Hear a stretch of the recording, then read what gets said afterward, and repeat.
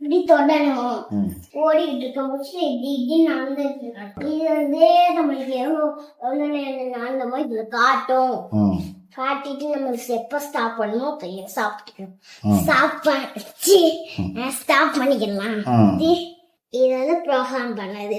இதுக்குள்ள அந்த போன் இப்படி வச்சுக்கிட்டு இந்த கிளிப்பை ஃபர்ஸ்ட் இப்படி மாட்டிக்கிட்டு ட்ரெட்மில்ல இப்படி இப்படி நடக்கணும். இப்படி நம்ம பண்ணி முடிச்சோன்னு நம்ம பண்ணிட்டோம்னா நம்ம எவ்வளோ நேரம் பண்ணமோ அதே இதுல வந்து காட்டிக்கணும்.